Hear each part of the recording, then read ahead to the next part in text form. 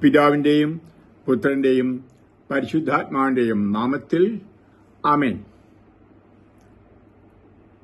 2025 നോയമ്പ് കാലത്തിന്റെ ആദ്യത്തെ വെള്ളിയാഴ്ച മാർച്ച് 7-ാം തീയതിയാണ്. ഇതാദ്യ വെള്ളിയാഴ്ച കൂടിയാണ്. ഈ നോയമ്പ് കാലത്തെ ഓരോ വെള്ളിയാഴ്ചയും കർത്താവിന്റെ മുറിവുകളെപ്പറ്റി പറഞ്ഞ് ഒരു ചെറിയ ധ്യാന ചിന്തകൾ ഞാൻ പങ്കുവെക്കുകയാണ്. പ്രാർത്ഥനാത്മകമായിട്ട് ശ്രമിക്കണമേ.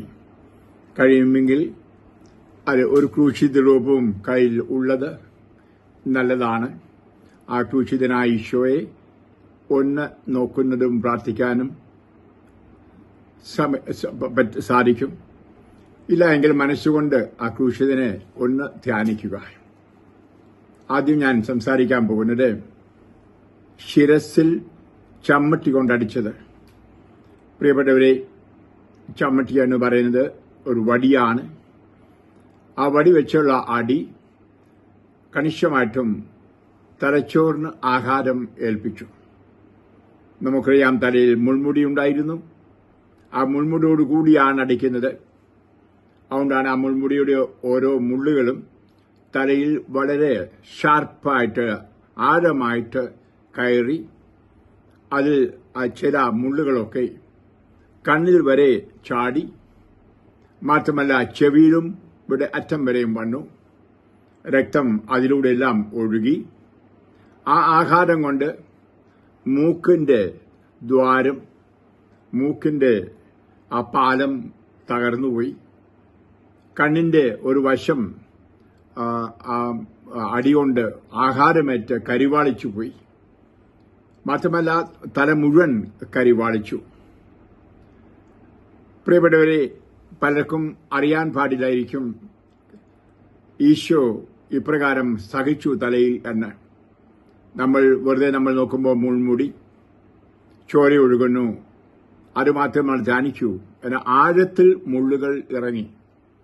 ഏറ്റവും കൂടുതൽ ബാധിച്ചത് മസ്തിഷ്കത്തെയാണ്. ആരായാലും ബോധം കെട്ട് അബോധാവസ്ഥയിൽ ആകേണ്ടതായിരുന്നു. നമുക്കറിയാം, ഈശോ അതിശക്തനായിരുന്നു, പൂർണ്ണ മനുഷ്യനായിരുന്നു. അതുകൊണ്ട് ഇതിനെ അതിജീവിക്കാൻ കഴിഞ്ഞു. നമ്മളൊക്കെ ആയിരുന്നെങ്കിൽ ഭ്രാന്ത് പിടിച്ചു പോയനെ, മാനസിക രോഗിയായനെ, മാനസിക വിഭ്രാന്തി ഉണ്ടായേനെ. ആ അടിയുടെ സമയത്ത് എന്തിന് ഇത് കർത്താവ് സഹിച്ചു? നമ്മുടെ ശിരസ്സിലെ പാപങ്ങൾക്ക് പരിഹാരം, അതുപോലെ ശിരസ്സിനെ സുഖപ്പെടുത്തുവാൻ 2 കാര്യങ്ങൾ ആണ്. ആദ്യമായിട്ട് നമുക്കറിയാം, നമ്മുടെ ശിരസിൽ മസ്തിഷ്കത്തിൽ ഏറെയേറെ പാപങ്ങൾ നമ്മൾ ചെയ്തു കൂട്ടുന്നുണ്ട്. പലപ്പോഴും നമ്മൾ ചിന്തിക്കാറില്ല. മത്തായി എഴുതിയ സുവിശേഷം 5:28 കൃത്യമായി പറയുന്നുണ്ടല്ലോ, ആസക്തിയോടെ ഒരു സ്ത്രീയെ നോക്കുന്നവൻ പാപം ചെയ്തു. അപ്പോൾ തലയിലാണ് പാപം ആരംഭിക്കുന്നത്.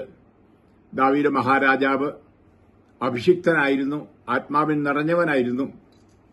ദൂരെ അവൻ മട്ടുപ്പാവിൽ നോക്കുമ്പോൾ കാണുന്നത് ഒരു സ്ത്രീ നഗ്നയായി കുളിക്കുന്നതാണ്. ആ ഒരു കുളി സീൻ ബുദ്ധിയിലേക്ക് വരുന്നു. അതവനെ കൊണ്ടെത്തിച്ചത് നമുക്കറിയാം, വ്യഭിചാരത്തിലും മാത്രമല്ല കൊലപാതകത്തിലും. അഭിഷിക്തനായവനെ വീഴിച്ചു. അപ്പോൾ ഒരു ചിന്തയ്ക്ക് വലിയ ശക്തിയുണ്ട് വലിയ വലിയ പാപങ്ങൾക്കായി. നമ്മൾ ശാന്തമായി ചിന്തിച്ചാൽ നമ്മുടെ എല്ലാ പാപങ്ങളും ആരംഭിക്കുന്നത് നമ്മുടെ ചിന്തയിൽ കൂടിയല്ലേ, ചിന്തയിൽ നിന്നല്ലേ എന്ന് അത് മനസ്സിലാക്കാൻ സാധിക്കും. നമ്മൾ യാക്കോബ് ശ്ലീഹ തന്റെ ലേഖനത്തിൽ അത് രേഖപ്പെടുത്തുന്നുണ്ട്. എപ്രകാരമാണ് അത് പാപങ്ങളുടെ ഉത്ഭവം എന്ന് നമ്മൾ വായിക്കുന്നു. യാക്കോബ് ശ്ലീഹ അധ്യായം 1:14-15 ഓരോരുത്തരും പരീക്ഷിക്കപ്പെടുന്നത് സ്വന്തം ദുർമോഹങ്ങളാൽ വശീകരിക്കപ്പെട്ട് കുടുക്കിൽ ആകപ്പെടുമ്പോഴാണ്. ദുർമോഹം ഗർഭം ധരിച്ച് പാപത്തെ പ്രസവിക്കുന്നു. പാപം പൂർണ്ണ വളർച്ച പ്രാപിക്കുമ്പോൾ മരണത്തെ ജനിപ്പിക്കുന്നു. എത്രയോ വലിയ സത്യമാണ്. അപ്പോൾ നമ്മുടെ പാപങ്ങൾക്കെല്ലാം മൂല കാരണം നമ്മുടെ തലച്ചോറിൽ, ചിന്തയിൽ ആണ്. പലപ്പോഴും നമ്മൾ അനുഭവിക്കാത്ത പാപത്തിന്റെ ഒരു മേഖല എവിടെയുണ്ട്. ഞാൻ പിഴയാളി എന്ന ജപത്തിൽ, എന്ന പ്രാർത്ഥനയിൽ നമ്മൾ പറയും, ചിന്തയാലും വാക്കാലും പ്രവൃത്തിയാലും ഉപേക്ഷയാലും. പലപ്പോഴും നമ്മൾ ചിന്തയാലുള്ള പാപങ്ങളെപ്പറ്റി ധ്യാനിക്കാറില്ല, അനുദപിക്കാറില്ല, അതിനെ മാറ്റിക്കളയാനുള്ള പരിശ്രമവും നടത്താറില്ല.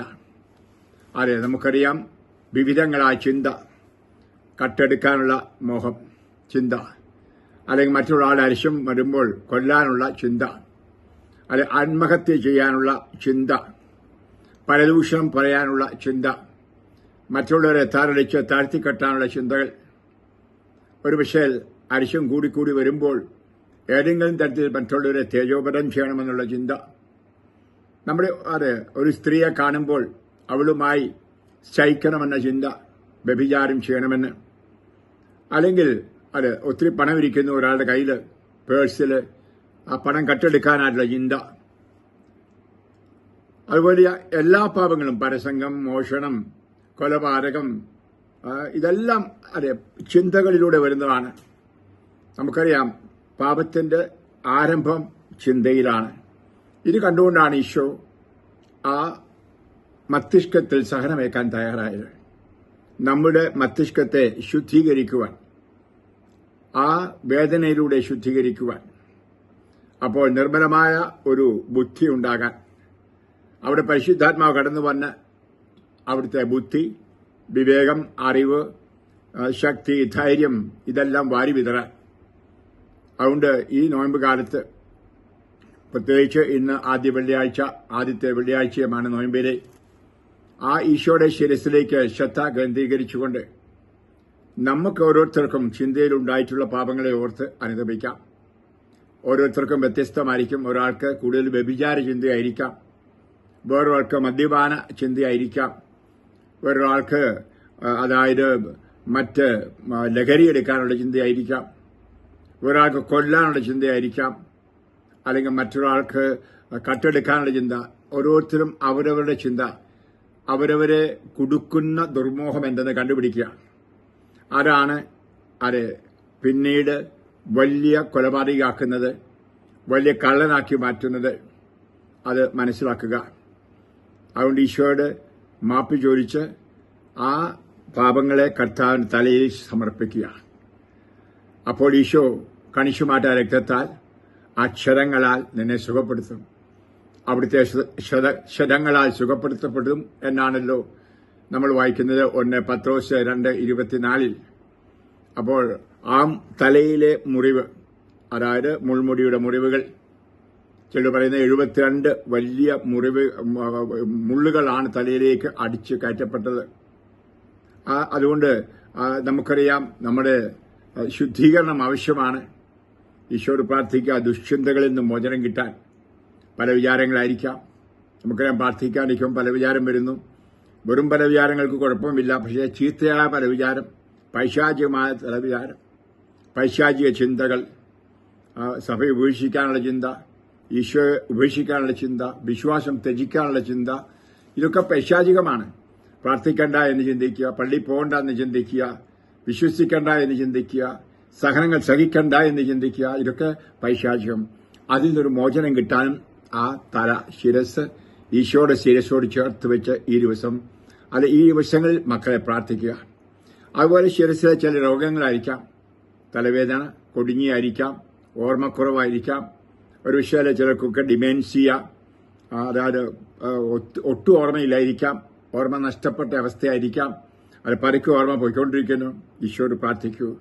അതുപോലെ ഒരു പക്ഷെങ്കിൽ തലയ്ക്ക് ഭാരം അനുഭവപ്പെടുന്നു, തല ചുറ്റല്, ഒരു പക്ഷെങ്കിൽ മോഹാത്സ്യപ്പെടുന്ന രോഗമായിരിക്കാം, ഒരു പക്ഷെങ്കിൽ നമുക്കറിയാം എപ്പിലെപ്സി, ഈശോയോട് പ്രാർത്ഥിക്കാതെ മാറിക്കിട്ടാൻ കണ്ണിന്റെ രോഗമായിരിക്കാം. കർത്താവ് കണ്ണിൽ ആ ചതവ് സഹിച്ചത് അതിനുവേണ്ടിയാണ്. ആ കണ്ണിനോട് ചേർത്ത് വയ്ക്കൂ നിന്റെ കണ്ണുകൾ, എന്നിട്ട് പ്രാർത്ഥിക്കൂ. ചെവിക്ക് വേദനയായിരിക്കാം, ചെവിക്ക് അസ്വസ്ഥതയായിരിക്കാം, പക്ഷെ തലമുടി കൊഴിയുന്ന രോഗമായിരിക്കാം. ചെറുതല്ല, വലുതാണ്. പെണ്ണുങ്ങളെ സംബന്ധിച്ചോളം അറിയാമല്ലോ, സ്ത്രീകളെ. പ്രാർത്ഥിക്കൂ. കണിശമായിട്ടും അവൻ അക്ഷരമേറ്റത് നിനക്ക് വേണ്ടിയാണ് എന്ന് വിശ്വസിച്ചുകൊണ്ട്. നിന്റെ മൂക്കിന്റെ അകത്തായിരിക്കാം വേദന, അത് മൂക്കിനകത്ത് നീർക്കെട്ടുണ്ടായിരിക്കും. ഓപ്പറേഷൻ വേണമെന്നൊക്കെ ഡോക്ടർ പറഞ്ഞിരിക്കും. അത് വലിയ പ്രയാസവും വേദനയുള്ളതാണ്. ആ മൂക്കിനെ ഈശോയ്ക്ക് അർപ്പിച്ച് പ്രാർത്ഥിക്കൂ. മൂക്കടപ്പായിരിക്കാം, ശ്വാസം മുട്ടൽ മൂക്കിലേതോ തടസ്സമുണ്ടെന്ന് ഡോക്ടർമാർ പറയുന്നു, ഓപ്പറേഷൻ വേണമെന്ന് പറയുന്നു. എന്റെ കഥാവോട് പറയൂ എന്ന് പ്രാർത്ഥിക്കൂ. ഒരു മാനസിക രോഗമായിരിക്കാം നിനക്ക്, പ്രാർത്ഥിക്കൂ. ഒരു നിന്റെ സ്വന്തപ്പെട്ടവർക്കായിരിക്കാം. ഒരു മനുഷ്യന്റെ ബുദ്ധി കുറവായിരിക്കാം, മന്ദബുദ്ധി ആയിരിക്കാം. ഒരു ഓട്ടിസം ആയിരിക്കാം. ആ ശിരസിലാണല്ലോ നാഡികളെല്ലാം കൂടെ വന്ന് കൂടുന്നത്. അത് അവിടുന്നാണല്ലോ നാഡികളെല്ലാം ഉത്ഭവിക്കുന്നത്. നാഡി സംബന്ധമായ രോഗങ്ങളെല്ലാം ഉത്ഭവിക്കുന്നത് തലയിൽ നിന്നാണ്. ഈശോയോട് പ്രാർത്ഥിക്കൂ. അത് ആ ശിരസിലെ ആ വലിയ നാഡികളെല്ലാം സുഖപ്പെടുവാനായിട്ട്. അതുകൊണ്ടായിരിക്കാം ന്യൂറോപ്പതിക് പെയിൻ. അതെപ്പോഴും വേദനയാണ്, നാഡിയുടെ വേദന, സഹിക്കാൻ മേലാത്ത വേദനയായിരിക്കാം. അത് സമർപ്പിക്കൂ. ഒരു നിനക്ക് പാർക്കിൻസോൺ വിറവൽ രോഗമായിരിക്കാം. അതിന് കാരണം ആ നരമ്പിന്റെ ബലഹീനതയാണെന്ന് ഓർക്കണം. ആ നരമ്പിന്റെ എല്ലാം ഉത്ഭവം ശിരസിലെ ആ മസ്തിഷ്കത്തിൽ നിന്നാണെന്ന് ഓർക്കണം. പ്രാർത്ഥിക്കൂ ഈശോയോട് ഭക്തിയോടെ, പ്രാർത്ഥനയോടെ. ഒരു പക്ഷെങ്കിൽ എപ്പോഴും തളർച്ച, ശരീരത്തിന് തളർച്ചയായിരിക്കാം.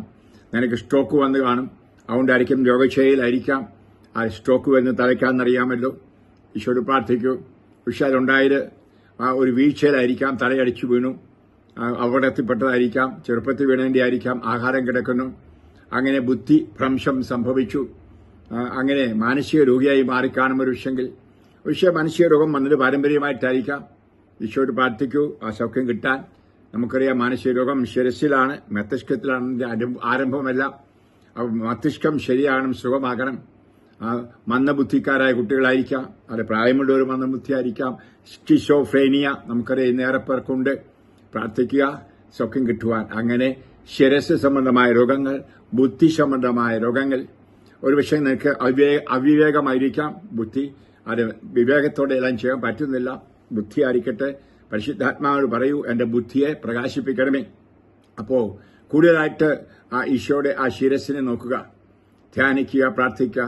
ശിരസിലെ ചെറുതും വലുതുമായ അസ്വസ്ഥതകൾ, കുറവുകൾ, രോഗങ്ങൾ അർപ്പിക്കുക. എന്നിട്ട് അത് ശാന്തമായി ഈശോ ഇന്നും ജീവിക്കുന്നു. ഒരു ചരിത്രമായിട്ട് കാണാതെ ഇന്നും എന്റെ വേദനകൾ, അസ്വസ്ഥതകൾ, രോഗങ്ങൾ, എന്റെ ദുർമോഹങ്ങൾ ഏറ്റെടുക്കുന്ന ഈശോ. ആ ഈശോ മനസ്സുകൊണ്ട് ധ്യാനിക്കുക. എന്റെ ഈശോയെ എന്നുള്ളതുകൊണ്ട് പ്രാർത്ഥിക്കുക. മൈ ജീസസ്, എന്റെ ഈശോയെ എന്നെ സുഖപ്പെടുത്തണമേ, എന്നെ ബലപ്പെടുത്തണമേ, എന്നെ വിമോചിപ്പിക്കണമേ, എന്നെ ശുദ്ധീകരിക്കണമേ. എന്നൊക്കെ ഹൃദയപൂർവ്വം മക്കളെ പ്രാർത്ഥിക്കൂ. കുരിശു ഉണ്ടെങ്കിൽ അത് ഒന്ന് മുത്തിക്കൊണ്ട് പ്രാർത്ഥിച്ചുകൊണ്ട് കുഴപ്പമില്ല. കുരിശിനെ അല്ല മുത്തുന്നത്, ആ ക്രൂശിതനെയാണ് മുത്തുന്നത്. അതുകൊണ്ട് മറ്റുള്ളവരൊന്നും പറഞ്ഞ ആ അബദ്ധ ചിന്തകൾ നിന്റെ മനസ്സിനെ ബാധിക്കാതിരിക്കട്ടെ. അപ്പൊ ആ ആന്തരിക ബുദ്ധിയുടെ ആ സൗഖ്യം, അതോടൊപ്പം നിന്റെ തലയുടെ ശരീരത്തിലെ സൗഖ്യത്തിനും പ്രാർത്ഥിക്കൂ. അതിവേദനയായിരിക്കും ശരീരത്തിലൊക്കെ വരുന്നത് ഉത്ഭവിക്കും തലയിലാണ്. അപ്പം ആ ശിരസിൽ പൂർണ്ണമായിട്ട് ഈശോയ്ക്ക് അർപ്പിക്കുക. കഥാവി അങ്ങ് ശിരസിലെ മുറിവുകളാൽ എന്നെ സുഖപ്പെടുത്തണമേ, ശിരസിൽ നിന്നൊഴുകിയ ആഹാരത്താൽ എന്നെ സുഖപ്പെടുത്തണമേ, ആ വേദന ആ രക്തത്താൽ എന്നെ സുഖപ്പെടുത്തണമേ. ഈശോയെ, ഇതാ ഞാൻ ഒരു വർഷങ്ങളേറെ മറ്റുള്ളവർ പീഡിപ്പിച്ചതിന്റെ വേദനകൾ തലയിലാണ്. അത് സമർപ്പിക്കൂ. ഇന്ന് കർത്താവ് മോചനം തരും, നിന്നെ സുഖപ്പെടുത്തും. ഈശോ സൗഖ്യദായകനാണ്. അവിടുത്തെ ക്ഷരങ്ങളാൽ നീ സുഖം പ്രാപിക്കും. അതുകൊണ്ട് ആ ശിരസിലേക്ക് അത് ഈ വെള്ളിയാഴ്ച അത് ഈശോയെ അർപ്പിക്കൂ.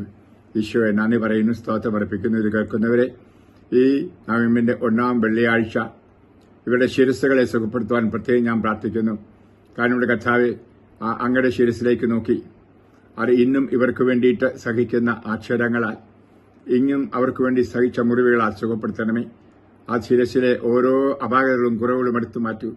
ഇങ്ങേയറ്റം തലമുടി നാര് പോലും കൊടുക്കണമേ, സുഖപ്പെടുത്തണമേ എന്ന് പ്രാർത്ഥിക്കുന്നു. തലവേദന കൊടിഞ്ഞായിരിക്കാം, എല്ലാം മാറിപ്പോട്ടെ കർത്താവേ. കണ്ണിന്റെ കാഴ്ചക്കുറവ്, കണ്ണിലുള്ള വേദന, ഒരു വശമെങ്കിൽ കട്രാക്റ്റ് ആയിരിക്കാം, ഒരു വശമെങ്കിൽ ഗ്ലൂക്കോമ ആയിരിക്കാം, ചെവിക്ക് വേദന, ചെവിയിൽ ശബ്ദം കേൾക്കുന്നു, ചെവി കേൾക്കാതെ വരുന്നു, ഇതെല്ലാം പോട്ടെ.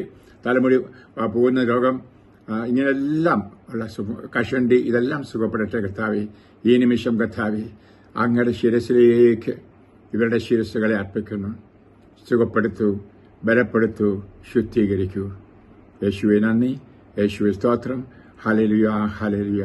ഈശോ, ഈശോ, ഈശോ, ഈശോ, ഈശോ, ഈശോ ഈശോ ഈശോ ഈശോ ഈശോ